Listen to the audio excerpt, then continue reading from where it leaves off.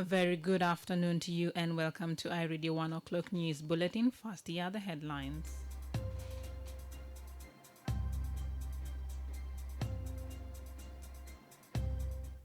An MP says 5 people were killed and 9 others wounded after fighting erupted in a joint market along Warrap Unity State border at the weekend.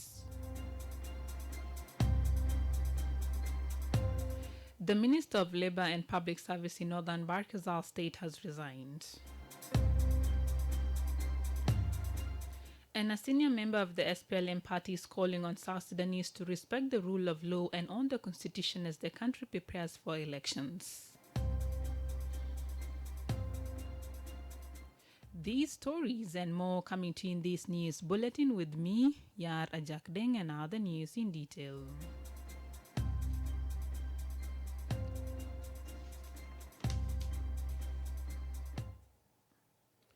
An MP says 5 people were killed and 9 others wounded after fighting erupted in a joint market along Warrap Unity State border at the weekends.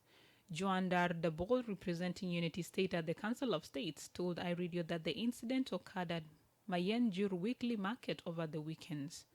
Those killed include Mahot Yuot Beliu, Turo Kwal Gangluak, Monrop Tiwe, Chipak Jok Nyawel, and Nyiriak Bin Manyal. The area MP says the Mayenjur Weekly Market was an initiative between the bordering communities whose social fabrics have been in good terms since the time of liberation struggle. Dabol, however, says there is no law regulating the operationalization of the market. He is calling on the government of both Warrap and Unity State to address the matter amicably. Dabol spoke to iRadio this morning. Actually, that incident occurred in Woodley Market, which was set up by the bordering communities. It was a common understanding between the neighbors who have been existing for so long until they decide now, they agree that there should be a weekly market where Dinka from Baragazal will bring what is not in Unity State, and also people of Unity State also take in the market what is not there in Baragazal. It happened on Sunday at 2 o'clock p.m. 5 people are killed and 2 people are not yet identified by their name. And so far, more than 9 or 10 people were wounded. No, this is from one side. I have not verified the other side who have committed the crime. People of Unity State, especially Mayam County. Since yesterday, the situation is relatively calm. iRadio's efforts to reach Warrap state authorities were not successful. The Minister of Labour and Public Service in Northern Barkazal State has resigned. Charles Chan Angui said that he tendered his resignation due to personal matters that needed his attention. He abandoned his position on Thursday last week. One of the reasons he cited was the pursuit of postgraduate studies, adding that it is not politically motivated. Chan is calling on his yet-to-be-appointed successor to cooperate with the state government. He explains to iRadio why he resigned. It is true that I resigned from the ministry, and the reason for my resignation are very clear in my resignation letter, because my leaving is something that I have already shared with my governor, because I told him that I want to leave my position so that I can go and attend to my personal matters, which includes my postgraduate studies. And if I have to attend to this thing while in the ministry, then I will not be able to perform well, maybe in the ministry or either in my personal matters. And my message is that the people who remain in the government, the cabinet, and the people who wish to work with the Honorable Governor Tong should continue to work with him. Even my successor, I also advise him to work in good collaboration with the Honorable Governor, with the cabinet, with the party, and with the people of Northern Barkada. Obviously, because I even told my governor that if I come back and I still in the government, I can still come back and work with him. For his part, Northern Barkazal State Minister of Information confirmed to iRadio the resignation of the Labour Minister. William Anyuan, however, says the state government will make necessary arrangements for Chan's replacement. That is true.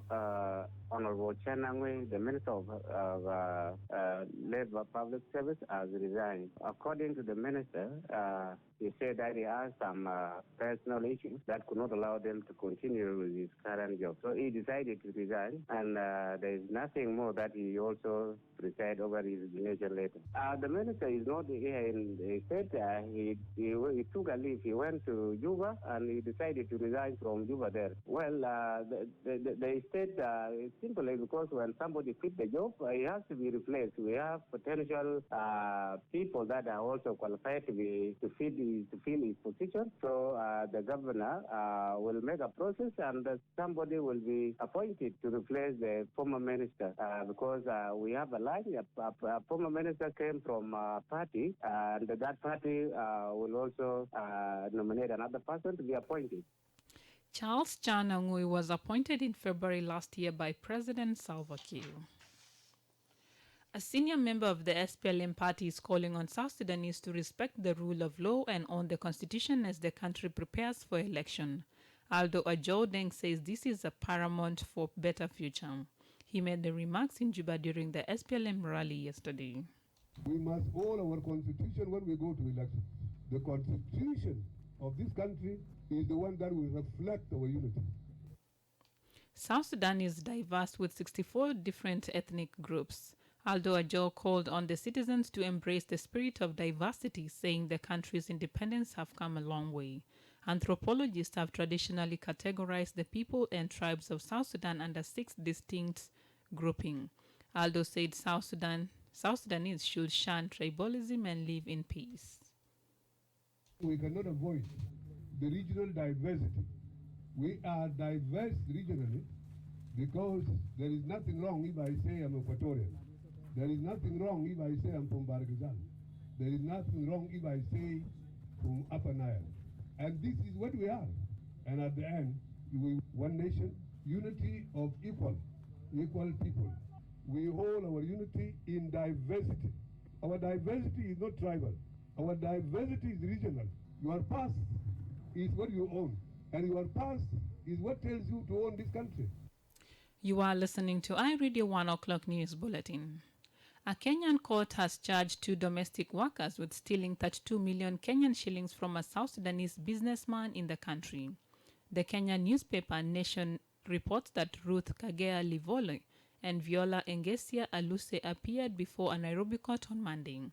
The house helpers were charged with stealing at least 32.7 million Kenyan shillings and gold rings from a South Sudanese residence in Karen, a sub southwest of Nairobi in Kenya. They allegedly stole 3 gold rings worth $280,000 and a black bag from the South Sudanese employer identified as Atong Amos Agok Juaj. The domestic workers were arrested on April 28th and 29th respectively and were since detained for interrogation. The state prosecutor James Macharia reportedly told the court that only 3 million Kenyan shillings were recovered. The 2 female suspects allegedly colluded with others who have not been apprehended, but they have been identified stealing the money. Little is known about the South Sudanese entrepreneur Atong Amos Agok Juaj. A visiting senior United Nations regional advisor has challenged South Sudan to explore the abundant resources to compete in the region. The country has arable land, the Nile water, forest, wildlife, gold, petroleum, and other untapped natural resources. In 2013, Kenya, South Sudan, Ethiopia launched a regional project known as Lamu Port South Sudan Ethiopia Transport, or LAPSET, to enable infrastructure interconnectivity and help facilitate movement of goods and services among the 3 countries. According to the LAPSET project plan, South Sudan will become a transit point to the Western countries, including Cameroon. Among the benefits of the project, the 3 countries and other East African countries will register an increase in gross domestic production. The gross domestic production of Eastern African states will increase by a large percentage, therefore improving the standards of living of the inhabitants. The project is expected to create competitiveness in global maritime trade as ships from the whole world will be able to offload their cargo. It will also open landlocked countries, including South Sudan, to global trade and create employment opportunities. Both large-scale and small-scale sectors will create vast employment opportunities, therefore removing the economic problem of unemployment. The project will also boost social and cultural integration between East and Central Africa. This will help calm the political hostility in some parts of the region. As such, the East African region will be a very big financial hub once the project is completed. Adeinka Adeyemi is the senior advisor at African Trade Policy Center at the Regional Integration and Trade Division of the United Nations. He says South Sudan can still do better despite the hardship the country has gone through. Adeyemi spoke to the media after meeting the Minister of Transport in Juba yesterday. All these countries that we are talking about, they failed before they pull it together. And you want to look at the track and say, is this country on the right path? From where I'm sitting, my answer is 1,000 yeses. Yes. So let us not say, what are we producing now? Yeah, maybe not much. But what can we produce? Look at your arable lands. Look at the agriculture. Look at the natural resources. Those things are not going to just be there and left in the ground for who? So the potential of South Sudan is huge. From what I'm seeing, within 10 years, the dedication I'm seeing, this place will be transformed. And finally, before the international news, the UN Office for Coordination of Humanitarian Affairs has released $19 million in funding to help communities in South Sudan prepare for severe flooding this rainy season. In a press release last week, the UNOCHA said the money was released by its two subsidiaries, the South Sudan Humanitarian Fund and the Central Emergency Response Fund. The finance will be channeled to UN agencies and non-governmental organizations to prepare and protect people in Bentiu camps and the surrounding areas in Unity states. Tens of thousands in the state are still suffering from the aftermath of last year's flooding, with many confined to poor hygiene in overcrowded camps. The agency said some 320,000 people are already displaced and at risk of further displacement, loss of livelihoods, disease outbreak, and food insecurity. Days ago, the Ministry of Health declared a cholera outbreak in several IDP camps in the surrounding areas of Rukona County. Sarah Beisolo Nyati is the agency's humanitarian coordinator for South Sudan. She said, and I quote, 3 years of unprecedented flooding have devastated people's lives.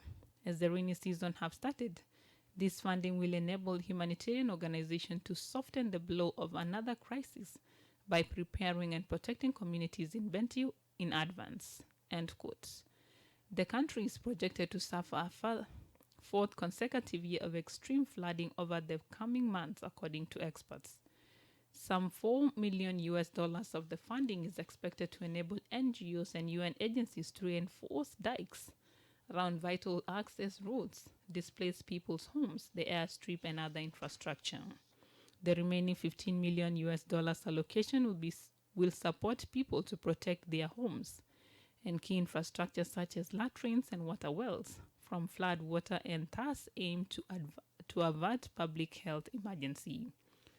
You are listening to iRadio 1 o'clock news bulletin, and now to the stories making headlines in the region and international scene.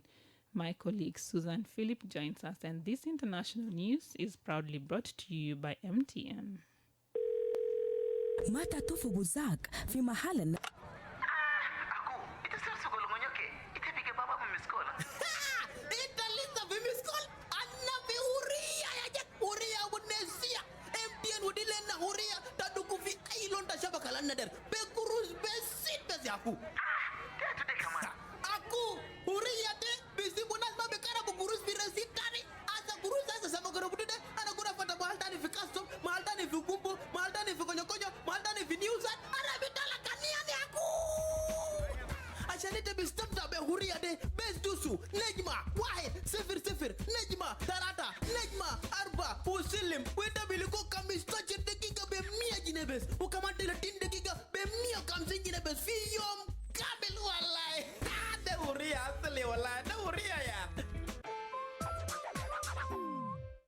Thank you, Arajak. Now let's take a look at what's making headlines in the region and in the international scene. The parliament in Mauritius will on Tuesday debate a motion of no confidence filed against the government by the leader of the opposition, Xavier Las Duval. The motion follows last month's protests against high prices of foodstuffs, public transport, petroleum products, and cooking gas. Mr. Duval also wants the government to reverse some of its unhealthy policies and take urgent measures to improve the well-being of citizens. The no confidence motion is the first in 26 years. Elsewhere, the second phase of a UN-led intra-Sudanese political dialogue is scheduled to begin on Tuesday amid divisions among the country's political parties over their participation. Several parties say they will boycott the talks aimed at resolving the political crisis that followed the 25th October military coup. The UN, the American Union, and the Intergovernmental Authority on Development bloc are seeking to mediate between the military, pro-democracy activists, and opposition parties. Those boycotting the talks include the Sudanese Professionals Association, SPLA, the Sudanese Communist Party, and the Sudanese Congress Party. And finally, a female prison guard who went on the run with a murder suspect from an Alabama jail has died after shooting herself as the pair were caught, police say. Vicky White, 58, died in hospital after she and Cassie White, 38, were arrested in Indiana following a police case. The two had vanished from a prison in Lauderdale County on 29th April. They are believed to have been romantically involved. According to officials, they were last seen as she was transporting him to a Buga's mental health evaluation. I'm Susan reporting, and back to you, Rajak. Thank you, Susan, for those international news. And now my colleague Jacob Moyo joins us with the sports news.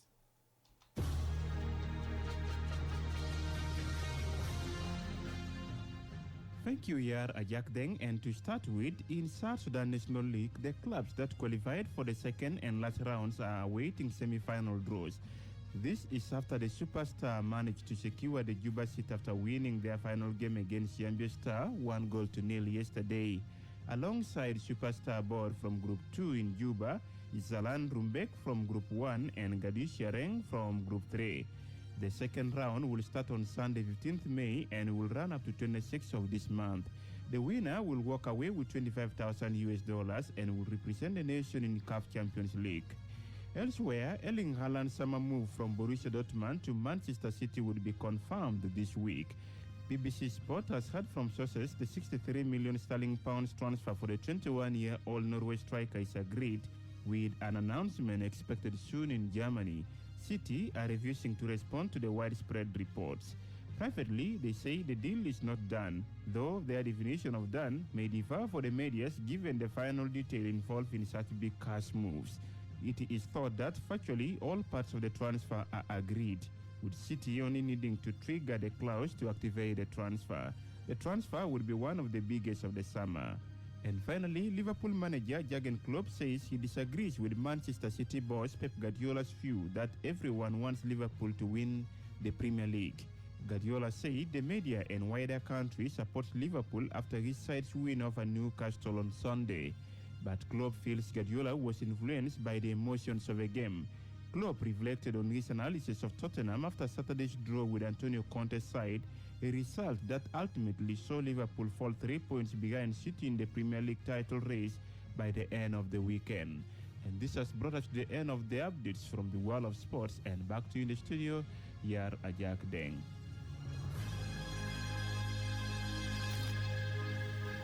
Thank you, Jacob Moyo, for the update on the world of sports. And now to end this news bulletin, here is a recap of the main headlines again.